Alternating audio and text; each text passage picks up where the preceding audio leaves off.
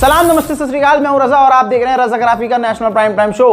आज पूरी दुनिया में देख लेना चाहिए कि भजपुल्लियों के औकात क्या है। भाजपा का झंडा लगाकर ये जो हिंदूवादी जो नेता बनते हैं, भाजपा के जो नेता बनते हैं, ये पूरे समाज के लिए कितना बड़ा खतरा है। कल जन्माष्टमी के दिन ये तस्वीर देखिए, स्कॉर्पियो गाड़ी लेकर एक भजपिल्ला भाजपाई नेता अपनी गाड़ी को श्रद्धालुओं के ऊपर, हिंदुओं के ऊपर चढ़ाता चला जाता है। भाजपा का यह अक्षय सिंह लखनऊ में जन्माष्टमी के अवसर पर कृष्ण भक्तों पर चढ़ा दी इसने गाड़ी। जी हाँ, जो कृष्ण कन्हैया के भक्त थे उन लोगों के ऊपर इस भजपिल्ले ने कार चढ़ा दी। लखनऊ में स्कॉर्पियो ने जन्माष्टमी का कार्यक्रम देखने जा रहे 10 लोगों को रौंद दिया। 3 से 4 लोगों की हालत दोस्तों गंभीर है। लोग अक्षय को पकड़ने के लिए जब दौड़े तो उनके ऊपर भी इसने कार चढ़ा दी। दूसरी गाड़ियों को टक्कर मारता हुआ ये भजपिल्ला आगे की तरफ भागा, लेकिन एक टायर जब फट गया तो गाड़ी थोड़ी स्लो हुई, लेकिन फिर भी ये गाड़ियां भगा रहा था। अक्षय के खिलाफ 3 जिलों में हत्या और लूट के 8 मामले पहले से ही दर्ज हैं, लेकिन इसकी गाड़ी पर भाजपा का झंडा था तो ये अपने आप को प्रधानमंत्री के लेवल का समझ रहा था। अरे प्रधानमंत्री भी ऐसे नहीं मारते, वो घोट घोट कर मारते हैं, स्लो स्लो, आराम आराम से। कहीं कुछ हो रहा है तो इग्नोर कर देंगे, ऐसे मारते हैं भाई। मणिपुर में देखो, गए हैं प्रधानमंत्री मोदी, ऐसे करते हैं। लेकिन ये भजपिल्ला तो सीधा हिंदुओं के ऊपर ही गाड़ी लेकर चढ़ गया। अगर ये मामला थोड़ा उल्टा होता, अक्षय की जगह अगर रजा नाम का बंदा होता, मोहम्मद नाम का बंदा होता, टोपी वाला बंदा होता, तो आज गोदी मीडिया नेशनल प्राइम टाइम में डिबेट कर रहा होता। तमाम भाजपिल्ले और भाजपा का गू चाटने वाले जितने भी पत्रकार हैं, तथाकथित पत्रकार, वो चैनल पर 3-3 घंटा सिर्फ चीख रहे होते कि ये कौन सा जिहाद है, ये गाड़ी चढ़ाओ जिहाद है, ये जिहाद है और वो जिहाद है। लेकिन यहां पर सब शांति है। इस मामले में सब चुप हैं, क्योंकि मारने वाला भजपिल्ला है और मरने वाले भी हिंदू हैं। भाई यहां पर ये चूक हो गई कि मारने वाला भजपिल्ला है, वरना पूरा देश पलट देता ये समाज। तो चढ़ाता हुआ किनारे से बिल्कुल 6-7 लोगों को घायल करता हुआ निकला है। उसके बाद भीड़ ने उसके आगे आगे तो उसने बैक गाड़ी करी तो 2 लोग। आज देश की हालत क्या हो गई है, देख के शर्म आती है। हजरात, जन्माष्टमी, ओए होए, कल थी जन्माष्टमी। उत्तर प्रदेश के जौनपुर के बदलापुर थाने में क्या जन्माष्टमी पुलिस द्वारा मनाई गई है। ये देखो, ये ओए होए, मजा ही आ गया भाई। देखो तो सही, मजा आ रहा है। ये मजा प्रशासन आपको देगा। आपकी बहन बेटियों का रेप, उसका अपराधी नहीं पकड़ा जाएगा, लेकिन थाने आइए आप जन्माष्टमी में, ये होगा। ये है उत्तर प्रदेश पुलिस, उत्तर प्रदेश प्रशासन। छांट के ढूंढ के नचनियां लेके आएंगे और उसके बाद नचाएंगे और आपका मनोरंजन करवाएंगे। ये है उत्तर प्रदेश जौनपुर की पुलिस। ये हमारे मुल्क की हालत है भाई। जन्माष्टमी के अवसर पर, जन्माष्टमी पर यह नंगा नाच हो रहा है, बहुत बढ़िया। यहां पर किसी की आत्मा और किसी की भावना आहत नहीं होगी, दोगले। अब जब वीडियो वायरल होता है, सोशल मीडिया पर जाता है, लोग सवाल करते हैं, तो लोग शांत करने के लिए थाना अध्यक्ष को सस्पेंड कर दिया गया है। कुछ दिन बाद वापस बुला लिया जाएगा। यही तो होता आया है। दुनिया को शांत करने के लिए, चलो दफा हो जाओ, सस्पेंड। और बाद में, अरे मिश्रा जी क्या चीज ले आए तुम, ओ मुझे ये 9 लखा तो तुम यार बंद कमरे में करवा करो। ये कौन करवाता है पब्लिक के सामने। ये होता है और यही चल रहा है यहाँ पे भैया। हजरात, हस्त मैथुन जिहाद कर रहे हैं हिंदू, हस्त मैथुन जिहाद। मुसलमानों में जिहाद इतने होते हुए तो मुसलमान को टाइम, मुसलमान 2 वक्त की नमाज नहीं पढ़ता, जिहाद घंटा करेगा।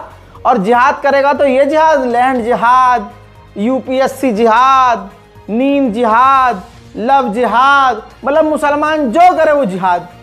इतना बड़ा जिहादी मुसलमान होता तो भाई साहब आगे बोलूंगा तो विवाद हो जाएगा, तो बिना बोले तुम्हारे छल्ले ढीले हो जाते हैं, बोल दूंगा तो मुंह से हगना शुरू कर दोगे, रोना शुरू कर दोगे, बोले FIR करो।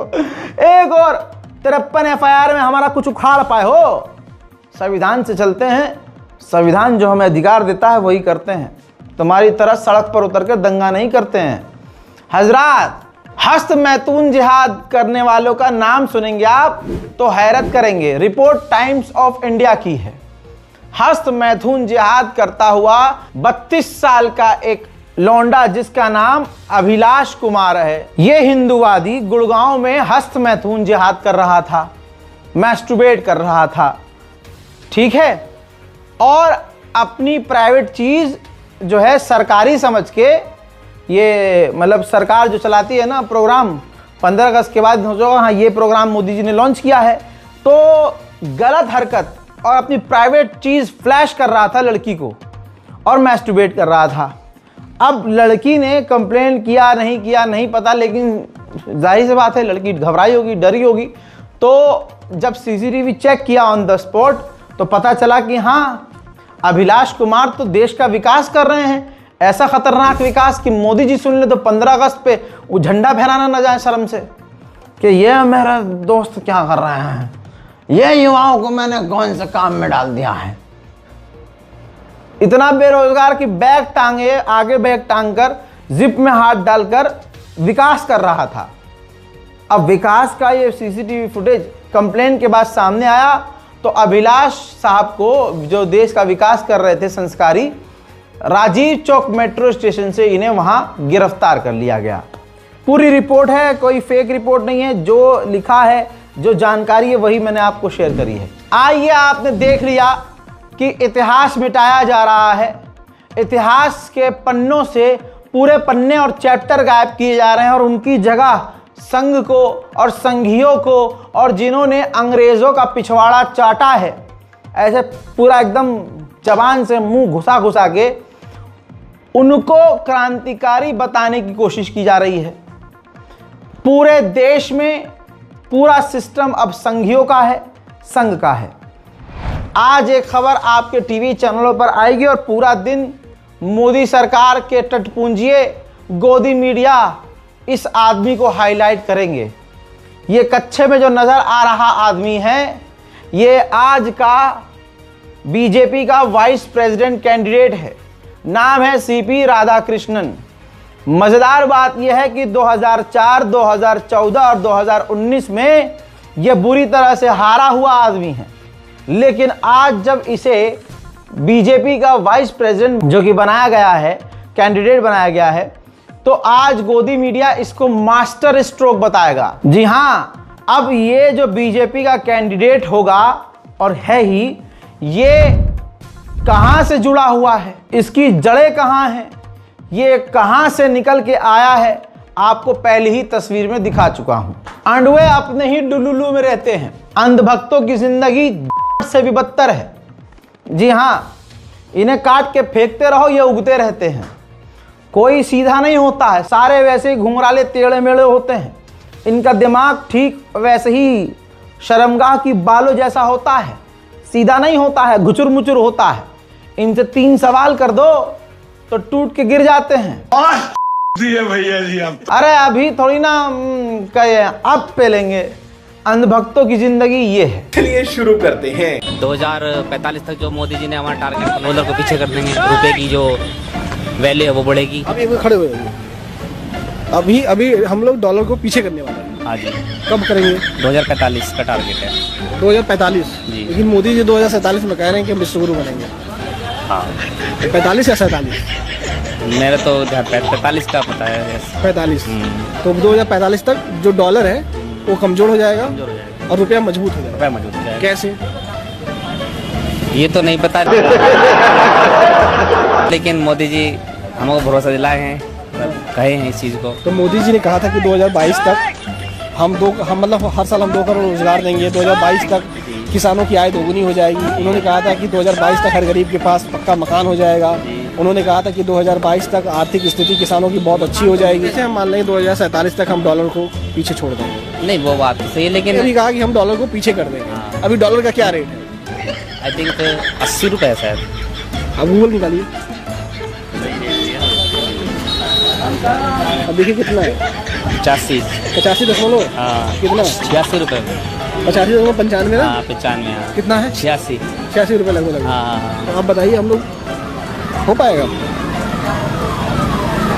अबे जल्दी बोल, कल सुबह पनवेल निकल। अच्छा, जब मोदी जी आए तब डॉलर का रुपया कितना था? 60 रुपये, 72। हाँ 72 था क्या भाई? 60 से भी कम था। 60 के करीब बदला। हाँ तो जब मोदी जी आए तब डॉलर 60 से भी कम था, अब 85 पहुंच गया।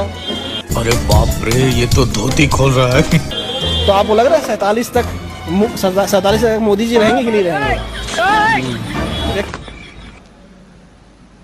बात करें भाजपा की तो भाजपा जीत कैसे रही है, आज ये सबको पता चल चुका है कि वोट चोरी करके जीती है। प्रधानमंत्री से भी अब लोग सोशल मीडिया पर सवाल कर रहे हैं कि मोदी जी वोट चोरी करके प्रधानमंत्री बनकर कैसा लग रहा है। डर तो लग रहा होगा, हलक सूख रहा होगा, गला सूख रहा होगा। और डर के आगे राहुल गांधी है। भले ही उस आदमी को ये लोग पप्पू कहते रहे, लेकिन पप्पू ने इनका ऐसा नाड़ा खींचा है कि इलेक्शन कमीशन से लेकर भाजपा अपना कच्छा पकड़े हुए है, लेकिन उनको पता नहीं है कच्छा उतर चुका है। अब खाली ऐसे आपने पेट पकड़ा हुआ है। गलतफहमी है कि आप नंगे नहीं हुए हैं। हजरात, ये तो सारी बातें बाद में करेंगे। जो कल दिल्ली में मोदी ने रैली की, भाजपा ने रैली की, उसके अंदर जो भीड़ बुलवाई गई वो डरा धमका कर, धमकी देकर बुलाई गई। एमसीडी की महिला एक है हिम्मत वाली, जिन्होंने अपनी जान हथेली पर लेकर बता दिया कि सरकार ने एमसीडी के जो कार्यकर्ता हैं, एमसीडी में काम करने वाले जो एम्प्लॉयज़ हैं, उनको धमकी देके जोर जबरदस्ती से रोहिणी की रैली, मोदी की रैली में बुलाया है। ये देखिए, ड्यूटी लगा दी गई है इनके अधिकारियों ने कि इनको बस भर के रोहिणी में जो मोदी जी का कार्यक्रम है उसके अंदर इनको जाना है। उनसे पूछा जाए कि अगर दिल्ली के अंदर 6 महीने में आपने काम किया होता तो आज ये जरूरत नहीं पड़ती, तो कर्मचारी को जाने की जरूरत नहीं पड़ती। इन्होंने एमसीडी की टीचर, एमसीडी के वर्कर, सारे किसी भी डिपार्टमेंट के सारे सफाई कर्मचारियों को, विचारों को भर के ले जा रहे हैं और वहाँ अपने कार्यक्रम को सक्षम करने के लिए। बड़े शर्म की बात है, अगर काम किया होता तो दिल्ली की जनता खुद ब खुद उस रैली के अंदर जाती, लेकिन दिल्ली की जनता को मालूम है कि उनको वोट के मामले में इन्होंने ठगाए। जो वादे किए थे वो वादे पूरे नहीं हुए। दिल्ली की जनता इनसे नाराज है, इसीलिए दबाव के अंदर सफाई कर्मचारियों को ये जाए। इसके अलावा आधिकारिक डॉक्यूमेंट ये देखिए, रोहिणी में ही भीड़ इकट्ठा करने के लिए भाजपा सरकार ने सरकारी कर्मचारियों को, सरकारी स्कूल में जो टीचर्स हैं उनको धमकी देकर, देख लीजिए, जबरदस्ती बुलाया है कि आपको रोहिणी की, मोदी की रैली में जाना है और मोदी मोदी चीखना है। इस तरह से नौकरी तो युवाओं को देती नहीं ये मोदी सरकार, और जिनको दी है उनको कुत्ते की तरह अपने पीछे लगाती है ये मोदी सरकार। देखिए, ये बात तो बिल्कुल क्लियर है कि अब जनता को समझ में आ चुका है, और जो मोदी के समर्थक हैं वो भी समझ चुके हैं कि मोदी जीत कैसे रहे हैं। इंस्टाग्राम पर तो भाई साहब गदर मचा रखा है, लोगों ने जलील कर रखा है। ये देखिए, एक्स्थेटिक मनी लिखता है और दो मोदी को वोट, तो ये दूसरा अकाउंट रिप्लाई करता है, देने की जरूरत नहीं, वो खुद ले लेते हैं। सच्चाई यह है कि उद्घाटन के कार्यक्रम में मोदी के पास, भाजपा के पास अपने लोग भी नहीं है बुलाने के लिए कि भाई आओ उद्घाटन कर रहे हैं, और दिल्ली की जनता जाना नहीं चाहती। इस बारिश के जरिए प्रभु श्री राम ने भाजपा को और मोदी को औकात याद दिला दी कि देखो तुम्हारी ये औकात है, तुम बोलते ये हो, होता ये है सामने। अब दिल्ली की जनता समझ चुकी है कि रेखा गुप्ता क्या कर रही हैं और क्या बोलते और क्या हो रहा है ग्राउंड पर। दिल्ली के लोग थोड़ी बेवकूफ़ हैं, थोड़ा हाँ हिंदू मुसलमान के पछड़े में पड़ के हमारे जो हिंदू भाई हैं वो बहक गए, उन्होंने भाजपा का खुद दबाया बटन, और उसके बाद आज जब वो खुद नाले में डूब रहे हैं, उनके घर टूट रहे हैं, मंदिर तोड़े जा रहे हैं, सड़कें डूब रही हैं, तो उनको अकल आई। भाई साहब, एमसीडी के कार्यकर्ताओं को और एमसीडी में जो नौकरी कर रहे हैं उनको एक और वीडियो है, जबरदस्ती उनको मोदी की रैली और मोदी के उद्घाटन में, किसी भी उद्घाटन के प्रोग्राम में भाजपा सरकार डरा धमकाकर एमसीडी के कर्मचारियों को बुला रही है। कहाँ जा रहे हो आप लोग? हाँ जी, मैं कह रही हूँ आज छुट्टी का दिन है, आप कहाँ जा रहे हो ये बताइए ना मुझे। ये एमसीडी विभाग और ये आंगनबाड़ी और ये टीचर्स वगैरह को इस तरीके से मोदी जी अपने समर्थक बुलाए ना, क्या जरूरत है इन्होंने मेरे सफाई कर्मचारियों को बुलाने की और बसें भरवा कर वो रोनी वहाँ पे जो है दिखाना चाह रहे हैं भीड़ भाड़ को। क्या इनका अपना कोई वजूद नहीं है? क्या अपने कोई इनके कार्यकर्ता नहीं है, समर्थक नहीं है? आज जो है इस तरीके से सारे सफाई कर्मचारी आंगनबाड़ी और टीचर्स वगैरह के लिए तो ये बसों को ले आ रहे हैं, तो ये व्यवस्था ठीक नहीं है। मोदी के लिए बहुत शर्म वाली बात है। 4 इंजन की सरकार है और आज भी है मेरे एमसीडी के कर्मचारी इनका जो सरकारी तंत्र का इस्तेमाल कर रहे हैं, ये चीज़ गलत है, ये बहुत गलत है और ये शर्मनाक बात है। ये इनको ऐसा नहीं करना चाहिए। मोदी जी, आप देश के प्रधानमंत्री हो, कम से कम ये सब बेईमानी चालाकी ये सब कुछ शोभा नहीं देती आपको। आज मेरे और ये देखो आज छुट्टी का दिन है और सारे कर्मचारियों को बुलाकर डिस्टर्ब किया हुआ है कि वहाँ चलो और इन पर प्रेशर डाला हुआ है, तो ये सब बातें बहुत गलत हैं। इस तरीके से प्रेशर डाल के और बस भर के ले जाना। भाई, अब दिल्ली के लोग मान रहे हैं कि जैसा भी है केजरीवाल बहुत बढ़िया काम कर रहा था। जब आप कभी दिल्ली जाइएगा, मैं भी 1-2 दिन जब भी दिल्ली में लोगों से मिला और बातचीत करी, वहाँ जब पहुँचा तो वहाँ के लोगों का साफ कहना है कि भाई धोखा हो गया हमारे साथ। आम आदमी पार्टी की कार्यकर्ता ने भी और आम आदमी ने भी वीडियो शेयर किया है कि नौकरी से हटाने की धमकी देकर दिल्ली वालों को रैली में भाजपा जबरदस्ती बुला रही है। कहाँ पे आप लोगों को ले जाए जा रहे हैं? क्या बोला आपको? डीसी का राउंड है, ये बोला है। डीसी साहब तो जोन में मिलते हैं। आज एक तुगलकी फरमान जारी करके इनको बोल दिया गया कि आज जो नहीं आएगा उनको डीसी साहब से या तो टर्मिनेट कर दिया जाएगा या सस्पेंड करा दिया जाएगा। इस तरह की खुली धमकी और खुली गुंडागर्दी आज दिल्ली की भाजपा सरकार एमसीडी के हमारे सफाई कर्मचारी के भाइयों के साथ कर रही है। मैंने तो ये बोला था मेरी घरवाली की डिलीवरी है, मुझे रुझान दो, तो मुझसे ये कह रहे भाई नहीं पाना, डीसी साहब का राउंड है। बताइए कितनी शर्मनाक बात है। मुझे हॉस्पिटल जाना था जरूरी, इन्हें हॉस्पिटल जाना है, इनकी वाइफ की डिलीवरी है और इन्हें ये बोल दिया गया कि अगर आज आप नहीं आएंगे तो आपकी ड्यूटी को बर्खास्त कर दिया जाएगा। और जो मानेंगे 1 से लाख तक माने भी नहीं। धमका के बैठा रखे, क्या कुछ बोले तो ये कर देंगे वो कर देंगे। देखिए, इनको डराया गया है, इनको धमकाया गया है, खुद ही अपनी मुंह ज़बानी आप सबसे बता रहे हैं। एक पप्पू जिसे सारा देश पप्पू कहता रहा, उस एक अकेले राहुल गांधी ने इलेक्शन कमीशन ऑफ इंडिया का सारा फर्जीवाड़ा रख दिया सामने।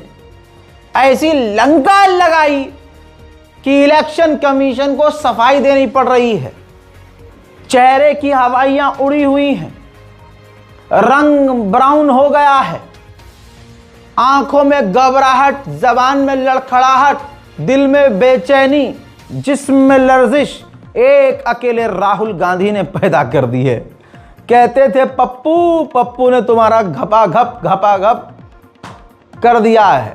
हजरात, इलेक्शन कमीशन मेन मुद्दों पर बात करने के बजाय हंसी आएगी, कह रहे हैं अरे ये जो फोटो जारी किया गया है, राहुल गांधी को बोला जा रहा है, इससे हमारी घर की माँ बहन बेटियों का जो फोटो दुनिया के सामने रख दिया गया है, इससे जो प्राइवेसी भंग होगी। अरे तुम्हारी प्राइवेसी की ऐसी की तैसी प्राइवेसी भंग होगी भाई। Election commission booth public booth है, वहां कोई मुंह ढाककर अपना आईडी कार्ड लेके नहीं जाता है, मुंह दिखाना ही पड़ता है। तो भाई साहब प्राइवेसी कैसे भंग हो गई? लेकिन इनके पास राहुल गांधी के सवालों का, देश के सवालों का जवाब नहीं है, क्योंकि इन्होंने फर्जी प्रधानमंत्री बनाया है। आज साबित हो गया कि हमारा प्रधानमंत्री 2 नंबर के रास्ते से प्रधानमंत्री है। देखिए बेगैरती। हमने कुछ दिन पहले देखा कि कई मतदाताओं की फोटो उनकी अनुमति के बिना मीडिया के समक्ष रखी गई,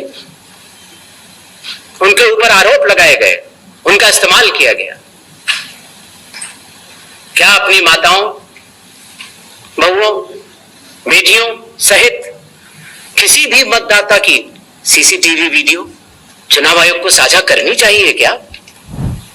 कहा जाता है नकल के लिए अकल चाहिए, लेकिन मोदी के चाहने वालों के पास वो कहां से हो सकती है। उनको तो लग रहा था, इलेक्शन कमीशन को लग रहा था सारी पावर तो मोदी के पास है ही, अमित शाह के पास है ही। आज तक जैसे कोई बोलता है ईडी भेज देते हैं, एनकाउंटर करवा देते हैं, सब कुछ उसका छीन लेते हैं, ऐसे डरा। अब डर खत्म हो गया, अब डर खत्म हो गया। कितना डराओगे? अब लोगों का डर खत्म हो गया। इस आदमी में जरा सी भी शर्म नहीं है। सफाई ये दे रहा है, अरे लाखों लोग पीयूष नाम के होंगे हैं, लिस्ट में आप पीयूष लिखोगे, सर्च करोगे, बहुत सारे पीयूष आएंगे। तो क्या कहना चाह रहा है राहुल गांधी, जो एक नाम बताए हैं कि पीयूष, एक नाम का आदमी 50 जगह वोट दे रहा है, 80 जगह वोट दे रहा है। ये भाई पीयूष नाम के तो बहुत लोग हो सकते हैं, ये सफाई दे रहा है। इस बकलोल से ये पूछो कोई, अबे पीयूष नाम का आदमी तो होगा, लेकिन क्या जितने भी 8, 10, 20, 25 पीयूष हैं, सबके बाप भी सेम होंगे? आहा, सबका एड्रेस भी सेम होगा, लेकिन सफाई बकलोलपंती की ये देखिए। पीयूष नाम का बंदा, अरे भाई बाप सबके एक है क्या? या किसी के कहने से मैं ये मानूं कि पीयूष जी के नाम के, अगर आपको अंदाजा न हो तो अगर पीयूष जी के नाम को अगर आप 100 करोड़ में सर्च करेंगे तो आपको हजारों लोग मिलेंगे। अब कौन से पीयूष जी का नाम काटा जाए? कौन से पीयूष जी 2 हैं ये? तो अगर इसको जल्दीबाजी में किया जाएगा तो किसी भी मतदाता का नाम गलत कट सकता है, आपकी जगह किसी और का कट जाए। इसलिए शायद पिछले 20 सालों में टेक्नोलॉजी तो थी, लेकिन टेक्नोलॉजी का उपयोग करके किसी का मतदाता सूची से नाम काटा जाए, ये गलत होगा, और इसीलिए चुनाव आयोग ने ऐसा नहीं किया। इसी बीच में वहां एक मर्द का बच्चा था, एक जिंदा पत्रकार, अल्लाह इसकी जान को सलामत रखे। अब तक ये जिंदा होंगे या नहीं ये तो भाजपा जाने, अल्लाह जाने। भाई उस पत्रकार ने चुनाव आयोग का ये जो ड्रामा था ना, 2 सवालों में अपने मुंह में बहा दिया। ऐसे सवाल किए कि चुनाव आयोग बोलता है नेक्स्ट क्वेश्चन, मतलब वहां पर नंबर दिए होते हैं कि हाँ भाई 241 पे आप सवाल पूछोगे, 242 पर आप, 243 पे, और आप 400 नंबर पे, 500 नंबर ऐसे। तो जब पत्रकार ने सवाल किया, बड़ा तगड़ा सवाल किया, ये चीज़ तो आप लोगों ने भी नहीं सोची होगी। जब ये सवाल किया तो चुनाव आयोग उससे बात ही नहीं करता है। हाँ जी 271 अगला, ये है चुनाव आयोग की औकात। अबे पहले देखो एक बात बहुत खतरनाक आ रही है, बहुत जोर की आ रही है, देखो फिर बोलूँगा। गुहा ठाकुरता है, मैं फ्रीलांस जर्नलिस्ट हूँ। Paranjoy Guha Thakurta. Sir few questions. इतना हड़बड़ी में आपको एसआईआर करने का क्या जरूरत है, जब बाहर चल रहे बिहार में बारिश के समय, और समय बहुत लोग कह रहे हैं बहुत कम है। आपको सुप्रीम कोर्ट ने आदेश किया 14 तारीख के दिन, आपको मशीन रीडेबल जो 65 लाख लोग का नाम नहीं है तो आपको देना पड़ेगा, इससे पहले आपने क्यों नहीं दिया? आखिरी सवाल है कि महाराष्ट्र में जो 40 लाख नया वोटर आए हैं, और लोग कह रहे हैं कि पहला बार महाराष्ट्र के इतिहास में, भारतवर्ष के इतिहास में वोटर ज्यादा और 18 साल उम्र के लोग कम, और 5 बजे के बाद बहुत लोग वोट दिया। तो ये सारे जवाब मुख्यमंत्री देवेंद्र फडणवीस दे रहे, राजनीतिक दल का नेता दे रहे, चुनाव आयोग अभी तक खामोश थे, क्यों? 279। अब सुनिए, बहुत जोर के रोक कर रखा था मैंने जो बात आ रही थी, अब समझ में आया? चुनाव आयोग, मोदी जी प्रेस कॉन्फ्रेंस क्यों नहीं करते? वाह क्या सीन है, वाह क्या सीन है। इसी तरीके से जिन लोगों के पास घर नहीं होता, आप लोग भाग्यवान हैं, कई लोगों के पास घर नहीं होता लेकिन उसका नाम भी मतदाता सूची में होता है। और उसका पता क्या दिया जाता है? उसका पता वो जगह दी जाती है जहां वो व्यक्ति रात को सोने आता है, कई बार सड़क के किनारे, कई बार पुल के नीचे, या कई बार लैंप पोस्ट के किनारे। और फिर अगर ये कहा, आगे बढ़ने से पहले ये जो गरीबी का ज्ञान पेला है, आग में से आंसू आ गए। सड़क के किनारे, फुटपाथ पे लैंप गिरी, पुल के नीचे गरीब सोता है। चुनाव आयो, लेकिन यह तो बताओ, देश का और दुनिया का इतना बड़ा अर्थव्यवस्था वाला देश, क्या कहते हैं, बहुत तेजी से आगे बढ़ने वाला अर्थव्यवस्था वाला देश, फिर क्या हुआ? क्या हुआ? नहीं पता होगा इनको। अरे मोदी को गलत साबित कर रहा है बे, बदतमीज आदमी। प्रधानमंत्री कह रहे हैं कि देश हमारा तरक्की कर रहा है, यह झूठ बोल रहा है कि हमारे देश में गरीब लोग इतने हैं कि उनके पते पर, उनके पहचान पत्र में एड्रेस नहीं है, 00 एड्रेस लगा हुआ है, 0 एड्रेस की जगह 0 लगा हुआ है। हमारे देश में क्या मतलब 10 साल 11 साल से प्रधानमंत्री मोदी हैं, वो जो घर वाली योजना है गरीबों का घर, वो मोदी जी ने नहीं चलाई। गरीब घर सड़क पे सो रहा है, झूठे, हमारा प्रधानमंत्री को झूठा साबित कर रहा है। होगा तू चुनाव आयोग का कहीं ऐसे का तेसा में जा, हमारा प्रधानमंत्री को झूठा साबित कर रहा है। कौन सो रहा है सड़क पे? कौन सो रहा है सड़क पे? कौन पुल के नीचे सो रहा है? हमारा देश गरीब है। प्रधानमंत्री ने अभी 15 अगस्त पे क्या बोला पता है ना? देश बहुत तेजी से आगे बढ़ रहा है, और आगे बढ़ने वाले देश को तुम पूरी दुनिया के सामने जलील कर रहे हो। अब जाए कि वो फर्जी मतदाता है, ये हमारे गरीब मतदाताओं, बहनों, भाइयों और बुजुर्गों के साथ एक बहुत बड़ा खिलवाड़ है। 0 नंबर। आपको पता है इस देश में करोड़ों लोगों के घरों के पते के आगे 0 नंबर है। क्यों? क्योंकि पंचायत, म्यूनिसिपैलिटी, जिस घर में वो रहते हैं, उन्होंने उनका नंबर नहीं दिया। शहरों में अनऑथराइज्ड कॉलोनीज हैं जहां उनको नंबर नहीं है, तो वो अपने फॉर्म में क्या पता भरें? तो चुनाव आयोग के निर्देश कहते हैं अगर ऐसा कोई भी मतदाता, फिर से वही बात करीब, लेकिन आगे इन्होंने कहा कि जिन लोगों को पता नहीं होता उनके पते पर 0 लिखते हैं हम, और ये गरीबों का मजाक। राहुल गांधी ने गरीबों का मजाक उड़ा दिया। किसान आंदोलन पर किसानों के ऊपर ट्रक चढ़वाता मोदी ने, तो किसानों का अपमान नहीं हुआ, राहुल गांधी ने बोल दिया तो अपमान हो गया। अरे राहुल गांधी को जेल में डाल दो, राहुल गांधी को गोली मार दो। ये है इनकी औकात, औकात है इनकी। जाने अनजाने में भाजपा की पोल खोल दी कि आज देश में गरीबी कितनी है। लाखों लोग 0 पते के एड्रेस पे रह रहे हैं। चलो मान लिया भाई 0 पता है, भाई हमने ये भी मान लिया पीयूष नाम का बंदा 10 तरह का होता है, 10 आदमी होता है पीयूष नाम का, तो सबका बाप एक होता है क्या? सब छोड़िए, पिता के नाम की जगह पता है IJKSTTMLR ऐसे लगा हुआ आया है कईयों के आईडी कार्ड पर। जब राहुल गांधी ने वो सवाल किया तो ये ज्ञान स्पीच देने आ रहे हैं, देशभक्ति का ज्ञान पेल रहे हैं, राहुल गांधी का जवाब नहीं दे पा रहे हैं।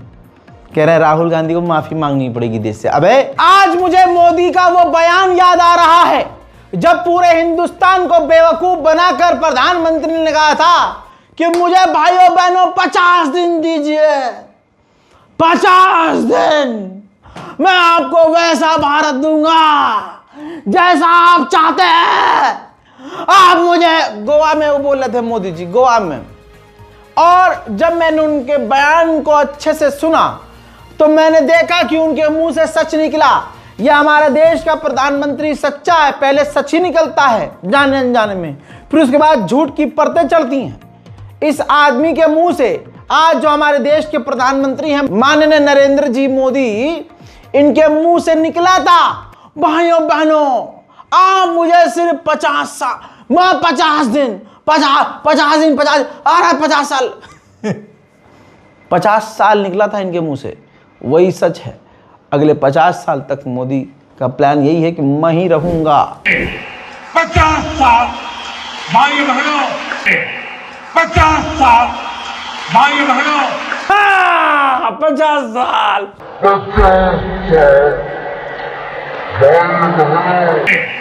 50 साल भाइयों बहनों, 50 साल। देखिए दोस्तों, आज भी ये वीडियो मौजूद है, जाकर देखिए। लगाओ, दोबारा लगाओ। 50 साल भाइयों बहनों, 50 साल। जबकि मोदी जी ने आगे बात संभाली, नहीं 50 दिन दीजिए दोस्तों, 50 दिन। लेकिन मेरे ईमानदार देशवासियों, आइए मेरे साथ चलिए, सिर्फ 50 दिन, 30 दिसंबर के बाद मैं आपने जैसा हिंदुस्तान चाहा है वो देने का वादा करता हूं। मैंने सिर्फ देश से 50 दिन मांगे हैं, 50 दिन। 30 दिसंबर तक मुझे मौका दीजिए मेरे भाइयों। अगर 30 दिसंबर के बाद कोई मेरी कमी रह जाए, कोई मेरी गलती निकल जाए, कोई मेरा गलत इरादा निकल जाए, आप जिस चौराहे में मुझे खड़ा करेंगे मैं खड़ा होकर के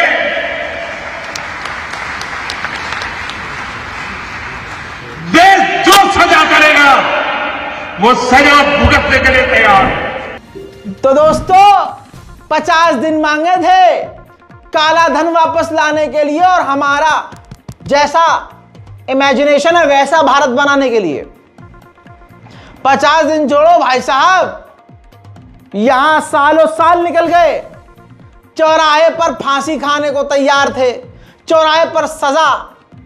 अच्छा, आदमी जब झूठ बोलता है, मक्कारी करता है तो लंबा लंबा पॉज लेता है। आपने बयान में सुना ना, जब इन्होंने बोला कि बीच चौराहे पर, अब उन्होंने मुंह में था कि फांसी दे देना, गोली मार देना, जूता मार देना, चप्पल फेंक देना मेरे ऊपर, लेकिन उन्होंने सोचा नहीं ये जनता सच में कर देगी, फिर मैं क्या करूँगा। तो उन्होंने उस पॉज में सोचा, फिर उसके बाद आगे उन्होंने बयान दिया। ये वो भारत है जिसकी हम कामना कर रहे थे। अरे मोदी के पुराने ही बयान सुन लो भचपिल्लो, तुम्हें खुद शर्म आ जाएगी। चुनाव आयोग धोती खोल के नंगा होकर सामने आकर भाजपा के फर्जी वादे को बचा रहा है, जहां ये साबित करना चाह रहे हैं कि कोई एक बार से ज्यादा वोट नहीं डाल सकता। चुनाव आयोग के सर पर चढ़कर बच्चे मूत रहे हैं जो पहली दूसरी बार वोट डालने गए थे। एक बंदे ने 8 बार वोट डाला था। चुनाव आयोग हेलो देखो, जब कोई वोटर वोट करने जाता है और वो बटन दबाता है तो एक ही बार दबा सकता है। ये है नंबर दूसरा, तीसरा नंबर विवेक का है, तीसरा ये है चौथा नंबर, पांचवा है, 5 वोट डाल चुका हूँ, 6वां लेके जा रहा हूँ, 6वां, 7वां।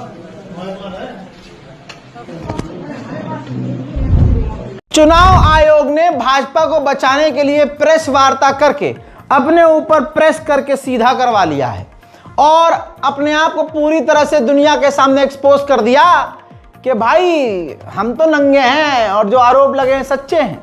कैसे?